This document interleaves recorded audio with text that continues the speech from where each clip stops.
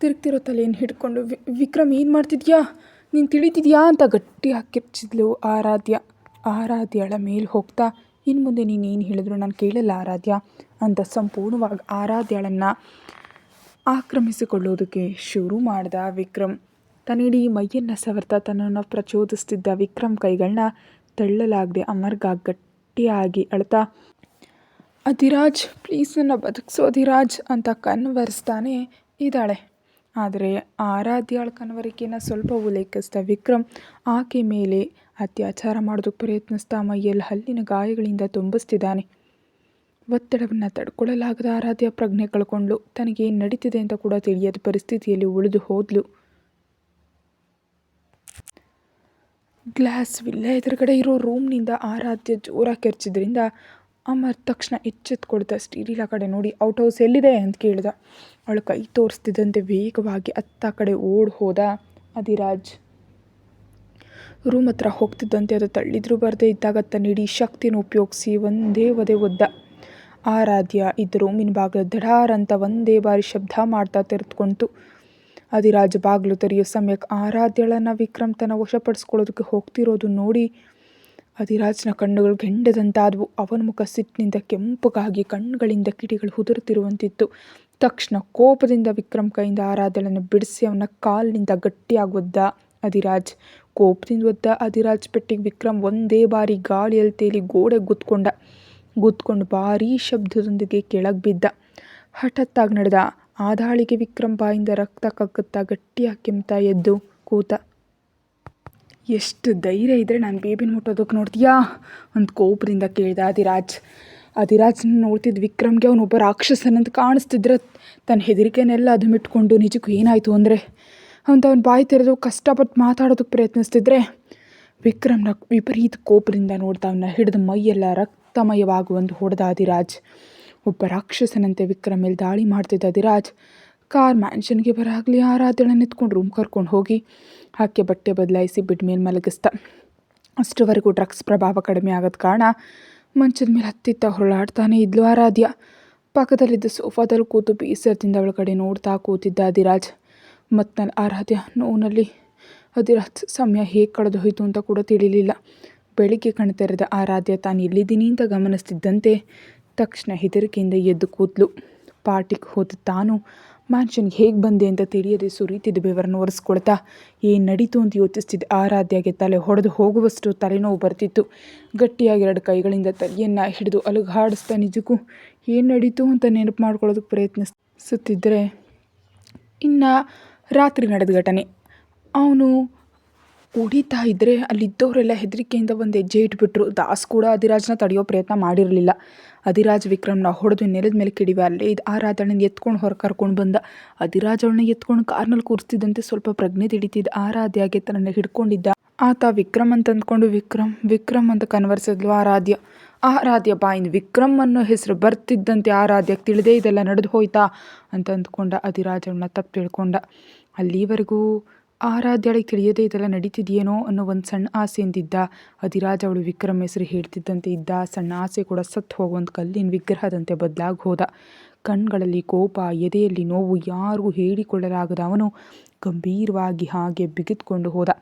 ಪ್ರಯತ್ನಿಸ್ತಿದ್ದ ಆರಾಧ್ಯಗೆ ವಿಕ್ರಮ್ ತನ್ನ ಮೇಲೆ ಅತ್ಯಾಚಾರ ಮಾಡೋದಕ್ಕೆ ಯತ್ನಿಸಿದ್ದು ನೆನಪಿಗೆ ಬರ್ತಿದ್ದಂತೆ ನಡಗೆ ಹೋದ್ಲು ಅವಳು. ಅಂದರೆ ವಿಕ್ರಮ್ ನನ್ನ ಜೀವನವನ್ನು ಸ್ಪಾಯ್ಲ್ ಮಾಡಿದ್ದಾನಾ ಅಂತ ಅಂದ್ಕೊಳ್ತಿದ್ದ ಆರಾಧ್ಯ ಕಣ್ಣುಗಳಲ್ಲಿ ನೀರು ನಿಲ್ಲೇ ಇಲ್ಲ. ಯಾಕೆ ವಿಕ್ರಮ್ ನಮ್ಮ ಜೀವನವನ್ನು ಹೀಗೆ ಹಾಳು ಮಾಡಿದೆ? ಇದ್ರ ಬದಲು ನಾನು ಸತ್ತು ಹೋಗಿದ್ರೆ ಸಂತೋಷ ಪಡ್ತಿದ್ದೆ ನಾನು. ಇವಾಗ ಅಧಿರಾಜ್ ವರ್ಮ ಅವರಿಗೆ ನನ್ನ ಮುಖ ಹೇಗೆ ತೋರಿಸ್ಲಿ? ಅವ್ರನ್ನ ನಾನು ಹೇಗೆ ಎದುರಿಸ್ಲಿ? ಯಾಕೆ ವಿಕ್ರಮ್ ಹೀಗೆ ಮಾಡಿದೆ ನನ್ನ ಜೀವನನ ಅಂತ ಅಳ್ತಿದ್ದ ಆರಾಧ್ಯಗೆ ಒಂದೇ ಬಾರಿಗೆ ಅಧಿರಾಜ್ ವರ್ಮ ನೆನಪಿಗೆ ಬೆದ್ದಿದ್ದರಿಂದ ಕಣ್ಣುಗಳನ್ನ ದೊಡ್ಡದು ಮಾಡಿ ಸುತ್ತಲೂ ನೋಡಿದ್ಲು. ತನಗೆ ಅಲ್ಲಿ ಎಲ್ಲೂ ಅಧಿರಾಜ್ ಕಾಣಿಸ್ತೇ ಇರಲು ವಿಕ್ರಮ್ ನನ್ನ ಜೀವನ ಹಾಳು ಮಾಡಿದ ವಿಷಯ ಅಧಿರಾಜ್ ವರ್ಮಗೆ ತಿಳಿದಿದೆಯಾ, ಅದಕ್ಕೆ ಇಲ್ಲಿಲ್ಲದೆ ಒಟ್ಟು ಹೋಗಿದಾರಾ ಅಂತ ಅಂದ್ಕೊಳ್ತಿದ್ದಂತೆ ನೋವಿನಿಂದ ಉಸಿರು ಗಟ್ಟಿದಂತಾಯಿತು ಆಕೆಗೆ. ಅವಳಿಗೆ ಉಸಿರಾಡೋದಕ್ಕೂ ಕೂಡ ಕಷ್ಟವಾಗಿ ಬದಲಾಯಿತು. ಮೈಯೆಲ್ಲ ಬೆವರಿನಿಂದ ತೊಯ್ದು ಹೋಯಿತು. ಕಣ್ಣುಗಳಲ್ಲಿ ನೀರು ನಿಲ್ಲದೆ ಹರಿತಾನೇ ಇತ್ತು. ಏನೋ ನಡೆದು ಹೋಗಿದೆ ಅಂತ ಅಂದ್ಕೊಳ್ತಿದ್ದ ಆರಾಧ್ಯಾಳ ಕಣ್ಣುಗಳಲ್ಲಿ ನೀರು ನಿಲ್ಲಲೇ ಇಲ್ಲ. ಬೆಡ್ ಮೇಲೆ ಮಲಗಿ ಬಿಕ್ಕಿ ಬಿಕ್ಕಿ ಅಳುತ್ತಿದ್ದ ಆರಾಧ್ಯ ಸ್ವಲ್ಪ ಸಮಯದ ನಂತರ ತನ್ನ ಕಣ್ಣುಗಳಲ್ಲಿ ಕೂಡ ನೀರು ಬರದೇ ಇರೋದಕ್ಕೆ ಮೌನವಾಗಿ ಶೂನ್ಯವನ್ನು ನೋಡ್ತಾ ಹಾಗೆ ಉಳಿದು ಹೋದ್ಲು. ಬೆಡ್ ಮೇಲೆ ಮಲಗಿ ಏನೋ ಆಲೋಚಿಸ್ತಿದ್ದ ಆರಾಧ್ಯಳನ್ನು ನೋಡ್ತಾ ರೂಮಿಗೆ ಬಂದ ಅಧಿರಾಜ್. ಹಾಗೆ ಬೆಡ್ ಮೇಲೆ ಮಲಗಳತ್ತಿದ್ದ ಆರಾಧ್ಯಳನ್ನು ರೂಮಿಗೆ ಹಠಾತ್ತಾಗಿ ಬಂದಿದ್ದ ಅಧಿರಾಜ್. ಅವನು ಬರ್ತಿದ್ದಂತೆ ಬೆಡ್ ಮೇಲಿಂದ ಇಳಿದು ಎದ್ದು ನಿಂತಿದ್ದ ಆರಾಧ್ಯಾಗ ರಾತ್ರಿ ನಡೆದ ನೆನಪಿಗೆ ಬರ್ತಿದ್ದಂತೆ ಅವನಿಗೇನು ಉತ್ತರ ಹೇಳಬೇಕೋ ತಿಳಿದೇ ಬರ್ತಿದ್ದ ಅಳುವನ್ನು ತಡೀತಾ ತಲೆ ತಗ್ಗಿಸ್ಬಿಟ್ಲು. ಅಲ್ಲಿ ಸ್ವಲ್ಪ ಸಮಯದಲ್ಲೇ ಅವನು ತೊಂದರೆಯಾಗಿದೆಯಾ, ಇಲ್ಲದಿದ್ದರೆ ಡಾಕ್ಟ್ರನ್ನ ಕರೆಸ್ಲಾ ಅಂತ ಮೃದುವಾದ ಧ್ವನಿಯಲ್ಲಿ ಕೇಳಿದ ಅಧಿರಾಜ್. ತನ್ನ ನೋವನ್ನೆಲ್ಲ ಗಂಟಿನಲ್ಲಿ ಅದುಮಿಟ್ಕೊಂಡು ನನಗೇನಾಗಿಲ್ಲ, ನಾನು ಚೆನ್ನಾಗಿದ್ದೀನಿ, ಸ್ನಾನ ಮಾಡಿ ಬರ್ತೀನಿ ಅಂತ ಹೇಳಿ ವೇಗವಾಗಿ ವಾಶ್ರೂಮ್ ಒಳಗಡೆ ಹೋದ್ಲು ಆರಾಧ್ಯ. ಬಾತ್ರೂಮ್ ಒಳಗಡೆ ಹೋಗ್ತಿದ್ದ ಆರಾಧ್ಯ ಕೈ ಹಿಡಿದು ತಡೆದ ಅಧಿರಾಜ್. ಆದರೆ ಅಧಿರಾಜ್ನ ಮುಖವನ್ನು ನೋಡೋ ಧೈರ್ಯ ಇಲ್ಲದೆ ಅವನ ಕೈಗಳನ್ನ ಬಿಡಿಸ್ಕೊಂಡು ವಾಶ್ರೂಮ್ ಒಳಗೆ ಹೋಗಿ ಲಾಕ್ ಮಾಡ್ಕೊಂಡು ಆರಾಧ್ಯ. ಅಧಿರಾಜ್ ಎಷ್ಟು ಸಮಯ ಕಾಯ್ತಿದ್ರೂ ಹೊರಗಡೆ ಬರಲಿಲ್ಲ. ವಾಶ್ರೂಮ್ ಲಾಕ್ ಮಾಡಿಕೊಂಡು ಎಷ್ಟು ಸಮಯ ಆದರೂ ಆರಾಧ್ಯ ಹೊರಗಡೆ ಬರದೇ ಇರೋದನ್ನು ನೋಡಿ ಅಧಿರಾಜ್ ತುಂಬ ಬೇಸರ ಪಟ್ಕೊಂಡ. ಆದರೆ ವಾಶ್ರೂಮ್ ಒಳಗೆ ಹೋದ ಆರಾಧ್ಯಾಗೆ ಎದೆ ಒಡೆಯುವಂತೆ ಜೋರಾಗಲಬೇಕನ್ನಿಸ್ತು. ಆದರೆ ತಾನತ್ರ ಹೊರಗಡೆ ಇರೋ ಅಧಿರಾಜ್ಗೆ ಹೊರಗಿನ ಜನರು ಕೇಳಿಸುತ್ತೆ ಅನ್ನೋ ಹೆದರಿಕೆಯಿಂದ 2 ಕೈಗಳನ್ನ ತನ್ನ ಬಾಯಿಗೆ ಅಡ್ಡ ಇಟ್ಕೊಂಡು ಎದೆ ಒಡೆಯುವಂತೆ ಅತ್ಲು ಆರಾಧ್ಯ. ಹತ್ತು ಕನ್ನಡಿ ಮುಂದೆ ಹೋದ ಆರಾಧ್ಯಗೆ ತನ್ನ ಕುತ್ತಿಗೆ, ಕೈಗಳೆದೆ ಮೇಲ್ಭಾಗದಲ್ಲಿದ್ದ ಹಲ್ಲಿನ ಗಾಯಗಳು ಕಾಣಿಸೋದ್ರಿಂದ ಅವುಗಳನ್ನ ಸವರ್ತಾ ಬರ್ತಿದ್ದ ಕೋಪವನ್ನು ಯಾರ ಮೇಲೆ ತೋರಿಸ್ಬೇಕೋ ತಿಳಿದೆ ಜೋರಾಗಳೋದಕ್ಕಾಗದೆ ತನ್ನಲ್ಲಿ ತಾನು ನರಕ ಕಂಡ್ಲು. ಈ ಕ್ಷಣ ಎದುರುಗಡೆ ವಿಕ್ರಮ್ ಕಾಣಿಸಿದ್ರೆ ಅವನ್ನ ಕೊಂದು ಹಾಕಬೇಕನ್ನುವಷ್ಟು ಕೋಪ ಬರ್ತಿದೆ ಆರಾಧ್ಯಾಗೆ. ಕೋಪದಿಂದ ತನ್ನ ಮೈ ಮೇಲಿದ್ದ ಗಾಯಗಳನ್ನ ನೋಡಿ ಶವರ್ ಕೆಳಗೆ ನಿಂತು ಕೋಪದಿಂದ ಅವುಗಳ ಮೇಲೆ ಉಜ್ಜಿತ್ಲೆ. ಕುತ್ತಿಗೆ ಸುತ್ತಲೂ ಇದ್ದ ಗಾಯಗಳನ್ನ ಉರಿಯ ಕೆಂಪಾಗೋವರೆಗೂ ಉಜ್ಜಿದ ಆರಾಧ್ಯ. ಕೈಗಳು ನೋವು ಬಂದು ಸುಸ್ತಾಗೋವರೆಗೂ ತನ್ನ ಕೈಗಳು, ಕುತ್ತಿಗೆ, ಮುಖ ಎಲ್ಲವನ್ನು ಉಜ್ಜಿಕೊಳ್ತಲೇ ಇದ್ದಾಳೆ. ತನ್ನ ಶರೀರವನ್ನು ಉಜ್ಜಿ ಉಜ್ಜಿ ಸುಸ್ತಾದ ಆರಾಧ್ಯ ಹಾಗೆಯೇ ಉಳಿದು ಹೋದ್ಲು. ಈ ಪ್ರಪಂಚದೊಂದಿಗೆ ತನಗೆ ಸಂಬಂಧವಿಲ್ಲದಂತೆ ಶೂನ್ಯವನ್ನು ನೋಡ್ತಾ ಉಳಿದು ಹೋದ್ಲು. ಇವಾಗ ನಾನು ಯಾರನ್ನು ದ್ವೇಷಿಸಬೇಕು? ನನ್ನ ಪರಿಸ್ಥಿತಿಯನ್ನು ದುರುಪಯೋಗ ಪಡಿಸ್ಕೊಂಡಂತಹ ವಿಕ್ರಮ್ನನ್ನು, ಅಥವಾ ಮಾತುಗಳಿಂದ ಮಾಯ ಮಾಡಿ ಪಾರ್ಟಿ ಅರೇಂಜ್ ಮಾಡಿದ ಶ್ರೀಲೀಲಾಳನ್ನು, ಅಥವಾ ವಿಕ್ರಮ್ಗೆ ಅವಕಾಶ ಕೊಟ್ಟ ನನ್ನನ್ನು? ಯಾರನ್ನು ಕೇಳಬೇಕು ನಾನು? ಯಾರನ್ನು ದ್ವೇಷಿಸಬೇಕು ಅಂತ ತನ್ನಲ್ಲಿ ತಾನಂದುಕೊಳ್ತಾ ಆ ಶವರ್ನಿಂದ ಬೀಳ್ತಿದ್ದ ನೀರಿನೊಳಗೆ ತನ್ನ ಕಣ್ಣೀರನ್ನು ಬೆರೆಸಿದ್ಲು ಆರಾಧ್ಯ. ಒಂದೇ ಒಂದು ಬಾರಿ ತಾನು ಶ್ರೀಲೀಲಾ ವಿಲ್ಲಾಗೆ ಹೋಗೋ ಮುಂಚಿನ ಸಮಯಕ್ಕೆ ಹೋದರೆ ಎಷ್ಟು ಚೆನ್ನಾಗಿರ್ತಿತ್ತು ಅನ್ನಿಸ್ತು. ಆದರೆ ಅದು ನಡೆಯಲ್ಲ ಅಂತ ತನ್ನ ಜೀವನವನ್ನು ಚೇತರಿಸ್ಕೊಳ್ಳಲಾಗದ ನಷ್ಟ ತನಗೆ ನಡೆದು ಹೋಗಿದೆ ಅಂತ ಬೇಸರ ಪಟ್ಕೊಂಡ್ಳು. ಆರಾಧ್ಯಗೆ ಎಷ್ಟು ಸಮಯ ಆದರೂ ಹೊರಗಡೆ ಬರದೇ ಇರೋದಕ್ಕೆ ಜೋರಾಗಿ ವಾಶ್ರೂಮ್ ಬಾಗಿಲು ತಟ್ಟದ ಅಧಿರಾಜ್. ಆದರೆ ಆರಾಧ್ಯಳಿಂದ ಯಾವುದೇ ಪ್ರತಿಕ್ರಿಯೆ ಬರದೇ ಇರಲು ತನ್ನ ಹೆಗಲಿನಿಂದ ವಾಶ್ರೂಮ್ ಬಾಗಿಲನ್ನು ಹೊಡೆದು ಒಳಗಡೆ ಬಂದ ಅಧಿರಾಜ್ಗೆ ಶವರ್ ಕೆಳಗೆ ಒದ್ದೆಯಾಗಿ ಶೂನ್ಯವನ್ನು ನೋಡ್ತಿರೋ ಆರಾಧ್ಯ ಕಾಣಿಸಿದ್ಲು. ಅವಳನ್ನ ಹಾಗೆ ನೋಡ್ತಿದ್ದಂತೆ ಅಧಿರಾಜ್ನಿದೆ ಭಾರ ಆಯಿತು. ತಕ್ಷಣ ಹೋಗಿ ಟವೆಲ್ ತಂದು ಅವಳಿಗೆ ಸುತ್ತಿ ಶವರ್ ಆಫ್ ಮಾಡ್ದ. ಅಧಿರಾಜ್ನ ಸ್ಪರ್ಶ ತನಗೆ ತಾಕ್ತಿದ್ದಂತೆ ಗಾಬರಿ ಬಿದ್ದ ಆರಾಧ್ಯ ತನಗೆ ಟವೆಲ್ ಸುತ್ತಿದ್ದ ಅಧಿರಾಜ್ನ ಕನಿಷ್ಠ ನೋಡೋ ಧೈರ್ಯ ಕೂಡ ಮಾಡಲಾಗಲಿಲ್ಲ. ಅಳುವಂತ ತಡಿತಿದ್ದ ಆರಾಧ್ಯಗೆ ಎದೆ ನಡಕ್ತಿರೋದನ್ನು ಗಮನಿಸಿದ ಅಧಿರಾಜ್ ತಕ್ಷಣ ಅವಳು ಎತ್ಕೊಂಡು ಹೋಗ್ಬಿಟ್ಟು ಮೇಲೆ ಮಲಗಿಸ್ದ. ಮತ್ತೊಬ್ಬ ಗಂಡಸಿನ ಥರ ಇದೆ ತನ್ನ ಹೆಂಡತಿಯನ್ನು ನೋಡು ಕೂಡ ಇನ್ನೂ ಸೇವೆಗಳನ್ನ ಮಾಡ್ತಿರೋ ಅಧಿರಾಜ್ನ ಜೀವನದಲ್ಲಿ ತಾನಿರೋದು ಸರಿಯಲ್ಲ ಅಂದ್ಕೊಂಡು ಆರಾಧ್ಯ ಜೋರಾಗಿ ಅಳುತ್ತಾ ಬಿಕ್ಕಳಿಕೆ ಮಧ್ಯೆ ಅಧಿರಾಜ್ ನಾವು ವಿಚ್ಛೇದನ ಪಡ್ಕೊಳ್ಳೋಣ ಅಂತ ಹೇಳಿದ್ಲು ಆರಾಧ್ಯ ಕಷ್ಟಪಟ್ಟು ಮಾತುಗಳು ಜೋಡಿಸ್ತಾ. ಆರಾಧ್ಯ ಹೇಳಿದ ಮಾತುಗಳು ಕೇಳ್ತಿದ್ದಂತೆ ಅಧಿರಾಜ್ನ ಕಣ್ಣುಗಳು ಕೋಪದಿಂದ ಕೆಂಪಗಾದ್ವು. ವಿಚ್ಛೇದನ ಕೊಟ್ಟು ಎಲ್ಲಿಗೆ ಹೋಗ್ತೀಯಾ? ಹಾಂ, ಅವನ ಜೊತೆ ಹೋಗ್ತೀಯಾ ಅಂತ ಕೋಪದಿಂದ ಅಂದ. ಅಧಿರಾಜ್ ಹೇಳಿದ ಮಾತಿಗೆ ಆಘಾತಗೊಂಡ್ಳು ಆರಾಧ್ಯ. ಅವಳ ಬಾಯಿಂದ ಒಂದೇ ಒಂದು ಮಾತು ಕೂಡ ಹೊರಗೆ ಬರಲಿಲ್ಲ. ಆರಾಧ್ಯ ಮಾತನಾಡದೇ ಇರೋದು ನೋಡಿ, ಅಂದರೆ ನೀನು ನಿಜವಾಗಿ ಅವನ ಜೊತೆ ಸೇರಿ ಹೋಗಬೇಕು ಅಂತ ಅಂದ್ಕೊಂಡಿದ್ಯಾ? ಇಷ್ಟು ದಿನ ಒಂದೇ ಒಂದು ಬಾರಿಯೂ ನಿನಗೆ ನನ್ನ ಜೊತೆ ಇರಬೇಕು ಅಂತ ಅನ್ನಿಸ್ಲೇ ಇಲ್ವಾ? ಒಟ್ಟಿನಲ್ಲಿ ನೀನು ಅಂದ್ಕೊಂಡಿದ್ದೇನೆ ಸಾಧಿಸ್ತೆ ಅನ್ನೋ ಮಾತು ಅಂತ ಕೋಪದಿಂದ ಅಂತಿರೋ ಅಧಿರಾಜ್ನ ಮಾತಿಗೆ ಆರಾಧ್ಯಳ ಶರೀರವೆಲ್ಲ ನಡಗ ಹೋಯಿತು. ಅಧಿರಾಜ್ನ ಮಾತುಗಳು ತನ್ನೆದೆಗೆ ಹೇಳಲಾರದಷ್ಟು ಗಾಯ ಮಾಡಿದವು. ಬೆದರ್ತಿರೋ ಕಣ್ಣುಗಳಿಂದ ಅವನ ಕಡೆ ನೋಡಿದ್ಲು ಆರಾಧ್ಯ. ನೋಡಾರಾಧ್ಯ, ನಿನಗೆ ಅವನಿಗೆ ಮಧ್ಯೆ ಏನು ನಡೆದಿದೆಯೋ ನನಗೆ ಗೊತ್ತು ಅದು. ಆದರೆ ಈಗ ಯಾವಾಗಲೂ ನೀನು ನನ್ನ ಹೆಂಡತಿನೇ. ನೀನು ಸತ್ರು ಬದುಕಿದ್ರು ಅಷ್ಟೇ. ಇಷ್ಟ ಇದ್ದರೂ ಇಲ್ದಿದ್ರು ನೀನು ಮ್ಯಾನ್ಷನ್ನಲ್ಲೇ ಇರ್ತೀಯ, ಇರಬೇಕು ಕೂಡ ಅಷ್ಟೇ ನಾನು ಹೇಳೋದು. ಮೈಂಡ್ ಇಟ್ ಅಂತ ಕೋಪದಿಂದ ಕಿರ್ಚಿ ಅಲ್ಲಿಂದ ಹೊರ್ಟು ಹೋದ ಅಧಿರಾಜ್ ವರ್ಮ. ಅಧಿರಾಜ್ ಮಾತಿಗೆ ಆರಾಧ್ಯಕ್ಕೆ ಬಾಯಿಂದ ಮಾತು ಕೂಡ ಬರಲೇ ಇಲ್ಲ. ಅವಳ ಕಣ್ಣಿನ ನೀರು ಪಕ್ಕ ಹರಿದು ಹೋಗ್ತಿದ್ರೆ ಎಷ್ಟು ಪ್ರಯತ್ನಿಸಿದ್ರು ತನ್ನ ಕಣ್ಣೀರನ್ನು ತಡೆಯೋದಕ್ಕಾಗದೆ ಅಧಿರಾಜ್ನ ಭಾವನೆ ನೋಡಿ ಬೇಸರದಿಂದ ನೀನನ್ನು ತುಂಬ ತಪ್ಪು ತಿಳ್ಕೊಂಡಿದ್ಯಾ. ನಾನು ವಿಕ್ರಮ್ನನ್ನು ಬಯಸ್ತಿಲ್ಲ, ಅವನ ಹತ್ರ ಕೂಡ ಹೋಗ್ಬೇಕಂತ ಅಂದ್ಕೊಳ್ತಿಲ್ಲ. ಪ್ರಜ್ಞೆ ಇರೋವರೆಗೂ ನೀವು ಬಂದು ಕಾಪಾಡ್ತೀರಿ ಅಂತ ಕಾಯ್ತಾನೆ ಇದ್ದೆ ಅಂತ ಅಂದ್ಕೊಳ್ತಿದ್ದ ಆರಾಧ್ಯ ಅಳಿಯದೆ ಒಂದೇ ಬಾರಿ ಒಡೆದು ಹೋಯಿತು. ಅಧಿರಾಜ್ ತನ್ನ ತಪ್ಪು ತಿಳ್ಕೊಂಡಿದ್ದಾನೆ ಅನ್ನೋ ಊಹೆಯನ್ನು ಕೂಡ ಆರಾಧ್ಯ ತಡ್ಕೊಳ್ಳೋದಕ್ಕಾಗ್ತಿಲ್ಲ. ನಿಜಕ್ಕೆ ಆರಾಧ್ಯ ತನ್ನ ವಿಕ್ರಮ್ ಕೈಯಲ್ಲಿ ತನ್ನ ಶೀಲ ಕಳ್ಕೊಂಡಿದ್ದೇನೇನೋ ಅನ್ನೋ ಒಂದೇ ಒಂದು ಬೇಸರದಲ್ಲಿ ಅಧಿರಾಜ್ನ ಜೀವನದಲ್ಲಿ ತಾನಿರೋದಕ್ಕೆ ಅರ್ಹತೆ ಇಲ್ಲ ಅಂದ್ಕೊಂಡು ವಿಚ್ಛೇದನ ಪಡ್ಕೊಳ್ಬೇಕು ಅಂದ್ಕೊಂಡ್ಲು ಅಷ್ಟೇ ಹೊರತು ವಿಕ್ರಮ್ ಹತ್ರ ಹೋಗ್ಬೇಕು ಅಂದ್ಕೊಳ್ತಿಲ್ಲ.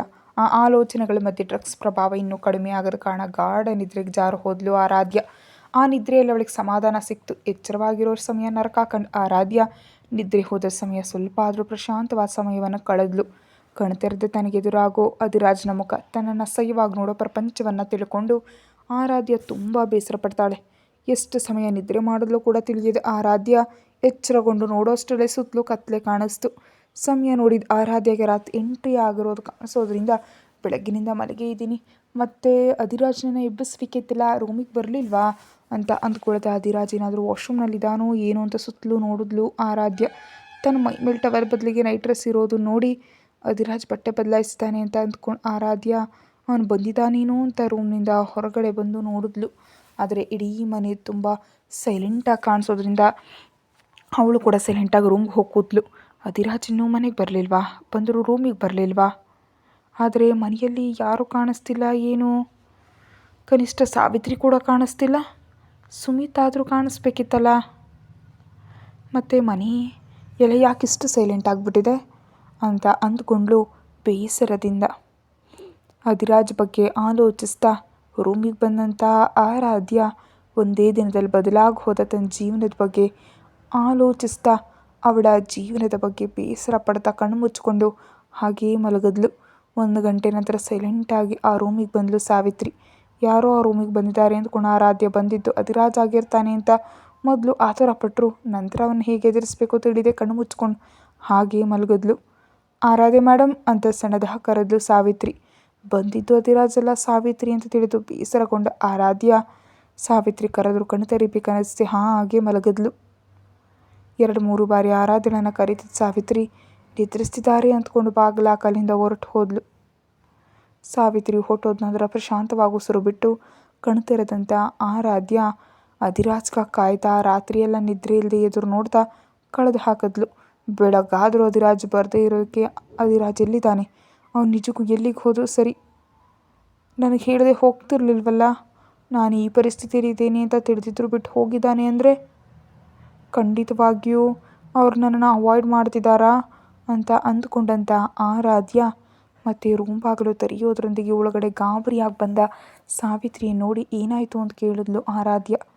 ಬಾಡ್ ಹೋಗಿದ್ದ ಆರಾಧ್ಯ ಮುಖವನ್ನು ವಿಚಿತ್ರವಾಗಿ ನೋಡ್ತಾ, ಏನಿಲ್ಲ ಮೇಡಮ್, ನೀವು ಎದ್ದಿದ್ದೀರಾ ಇಲ್ವಾ ಅಂತ ನೋಡೋಣ ಅಂತ ಬಂದೆ ಅಷ್ಟೇ. ನಿನ್ನೆಯಿಂದ ನೀವು ನಿಜಕ್ಕೂ ಏನೂ ತಿಂದಿಲ್ವಲ್ಲ, ನಿಮಗಾಗಿ ರೂಮಿಗೆ ಊಟ ತೊಗೊಂಡು 2-3 ಬಾರಿ ಕೂಡ ಬಂದೆ ನಾನು, ಆದರೆ ಎಷ್ಟು ಕರೆದ್ರೂ ನಿಮಗೆ ಎಚ್ಚರನೇ ಆಗಲಿಲ್ಲ ಅಂತ ಹೇಳಿದ್ಲು ಸಾವಿತ್ರಿ ತುಂಬ ಬೇಸರದಿಂದ.